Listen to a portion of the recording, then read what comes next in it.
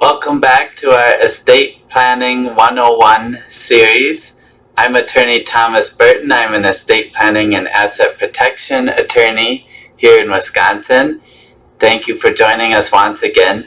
So today's topic is healthcare power of attorney versus financial power of attorney. What's the difference? So this question comes up a lot in my practice.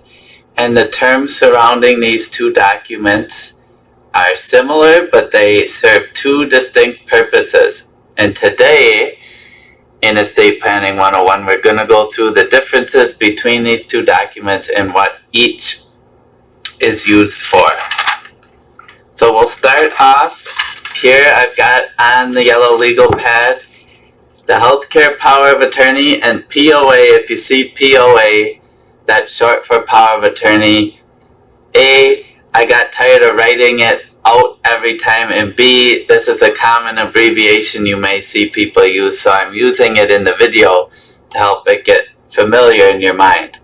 So both the healthcare power of attorney and the financial power of attorney allow you to name an agent. And that person is designated to act on your behalf if you're ever unable to act for yourself. So in general, we use the term incapacitated, meaning you're unable to make these decisions on your own. And we'll get into the difference a little later. But you can name a primary agent and a successor agent number 2 under both documents. You can name more than that even, but I for sure recommend if you do the document, you name primary and one successor. Or at the very least, a primary if you can't come up with the name of a successor. But I'll just say commonly for married couples, they often name each other as the primary and then a backup. And if you're single, you name whoever you choose, a friend or relative, someone you trust, and a backup. And each one is a different purpose, so these don't have to be the same person. The person who's good at making healthcare decisions may not be the person best at making financial. So keep that in mind, and that's why we separate the powers. Now, the first major difference, a healthcare power of attorney is effective only if you are incapacitated. And if you look at the new Wisconsin power of attorney for healthcare, which went into effect earlier this year, it used to say 2 physicians must certify your incapacity, or a psychologist and a physician. Now they've included nurse practitioner or a physician. It can be a combination of those two that certify.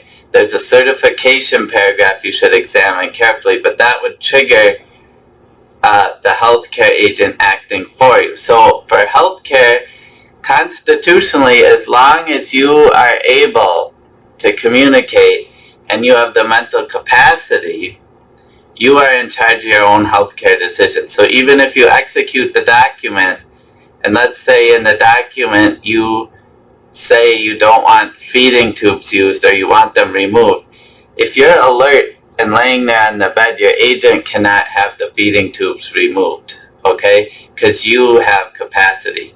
It only kicks in when you're incapacitated. Now the financial power of attorney, let me turn this here, can be springing or immediately effective. So sometimes you hear this term springing, and essentially that's what's happening with the healthcare power of attorney. It's springing, meaning it springs into life upon a certain event happening. And for the healthcare power of attorney, that event happening is those 2 doctors or the doctor and the nurse practitioner signing a statement that you're incapacitated and unable to act on your own behalf.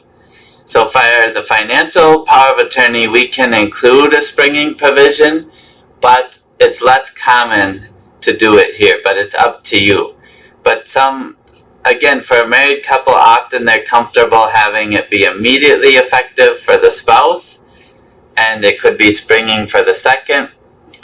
But a lot of times you want someone under the financial to pay bills and things like that, and so in that sense, sometimes we don't make it springing. But be aware, the healthcare essentially is always springing only upon your incapacity to make your healthcare decisions.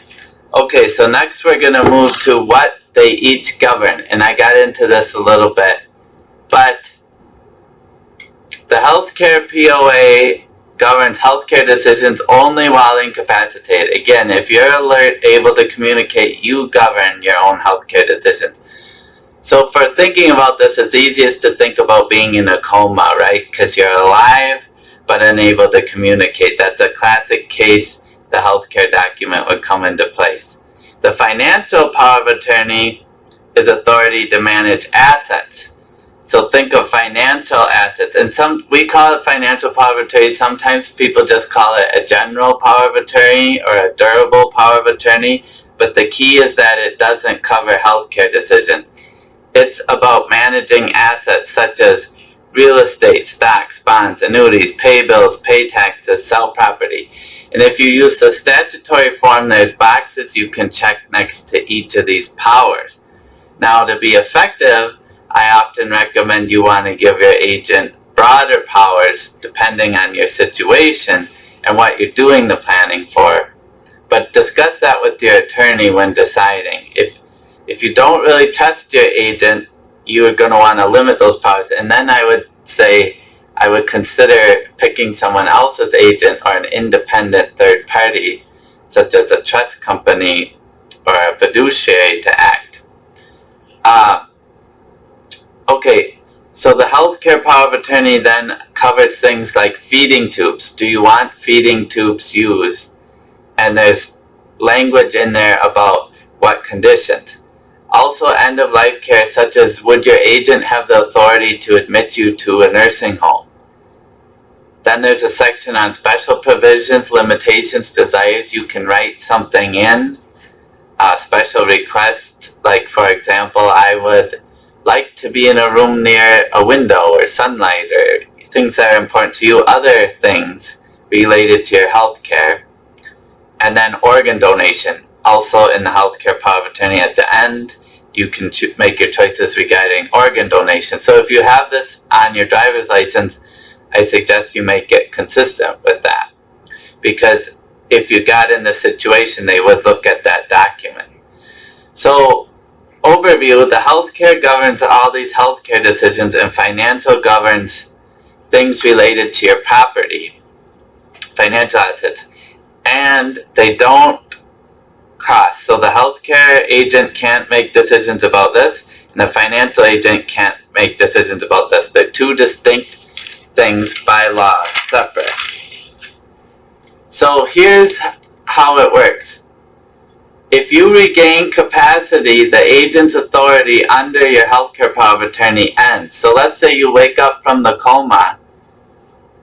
You have capacity, so you say, wait a minute, doctor, I'm alert, I'm functioning, I'm making these decisions, not my agent. The financial power of attorney is often that word durable, which means it survives your incapacity. So in most instances, you want this. You want a durable power of attorney, because if you are incapacitated, if you're in the coma over here, you want someone who has the authority to pay your bills, file your taxes while you're in the coma. So if it isn't durable, it would mean it wouldn't survive your incapacity, and that often defeats the purpose of creating it. So just be aware of that. But again, the healthcare power of attorney constitutionally, if you regain capacity, mental capacity to act, you have the authority. So then we go down here. What happens if you don't have one, the default? If no healthcare power of attorney, then, and you have this medical condition, and no, you haven't put a living will together with wishes separately, you have no one to act, your friends or relatives are going to have to go to court and get a court-ordered guardianship of the person. Okay? And this is quite an undertaking, because the courts are very reluctant to take away rights from someone constitutionally. Okay? So it takes time, plan on weeks or months, and expense. I would budget several thousand in attorney's fees to help you get the guardianship and go through the court process. Probably $300 $3,000 minimum up to contested guardianship can go, $10,000 or more, it depends. But just be aware this takes time and the involvement of the courts. But the law says if you have a validly executed healthcare power of attorney, the reason you're doing that is to avoid this. But I see this happen a lot when people don't have one in place. The same with the financial power of attorney. If no financial power of attorney or a trust, let's say you have all your assets in a trust, then your trustee can act for you if you're incapacitated. And this is a great way to do it. But if you have let me switch it over here. If you have no financial power of attorney or trust, court-ordered guardianship of the estate. So again, it's two different processes, a guardianship of the person and a guardianship of the estate. And sometimes the court will award both and sometimes just one. Because again, they're very reluctant to get involved in your affairs and give away rights which you traditionally hold. So you can do both guardianships at once, but sometimes you won't get awarded both. It depends on the facts here. So a great reason to have both documents is to avoid the need for those court-ordered guardianships. And this often occurs in old age, but it can occur at any age. Once you're age 18, if you're in a coma and you haven't filled out a healthcare power of attorney, there's no one to act on your behalf because you're an adult in the eyes of the law. Even if you think your parents can act for you, legally they can't. So my recommendation is if you have anyone over 18, have them fill out that healthcare power of attorney form. So under the healthcare power of attorney, finally, let's talk about what the agents are supposed to do. They act according to your wishes on the subject. So if during life you talk to them about your wishes about things, they're supposed to remember, okay, mom talked to me about this and I'm acting according to her wishes on the subject. So you can't, as the agent, substitute your own thoughts about feeding tubes for mom. You're supposed to follow her wishes. In this case, if mom is the principal. Then, if they haven't expressed their wishes in the document on a subject or to you in person, you know how there's a lot of gray area. Because a big reason to have a healthcare agent is, I always give the example, if you're in the coma and the doctor needs to decide we could do this surgery or we could do this thing, someone has to be able to make that decision, weigh the odds, and think about it, right? So for all the rest, the gray area, you have to do what you believe is in but in the principal's best interest. So that's the standard you apply if it's not something they've expressed a wish to you while they had capacity or in the document. And under the financial power of attorney, the agent has a duty to act in your best interest. So same as here, best interest test, meaning they're a fiduciary. They aren't supposed to substitute their judgment for your judgment. Instead, under both, the agent is a fiduciary acting in your best interest regarding either your healthcare or your financial affairs. So those are the key differences between the healthcare power of attorney and the financial power of attorney, and I see a lot of confusion about this. So if you were to ask me what's one document I should have in terms of my estate planning, and if I could only pick one, what document would I tell you? I would say a healthcare power of attorney document. Because, like I said, many people don't realize when you turn 18, that's the age of majority in the state of Wisconsin, and after that you need to name an agent under your healthcare power of attorney to have someone to act for you. So for instance, a lot of kids go off to college at age 18. It's a good idea to have them fill out a healthcare power of attorney and get it witnessed before they leave, if you're a parent, before they leave the house. And the good news is Wisconsin makes the healthcare power of attorney free. You can download it from the Department of Health Services, and even a financial power of attorney, the basic document. Now I recommend working with a lawyer if you're able, and they can guide you through these documents. But for someone like the college kid heading off, you can download that healthcare power of attorney and get it filled out before you go. And eventually I may get to a video. I have a video on how you can create your own basic will for free, so check out that video if you're interested. But the process is similar for these other documents.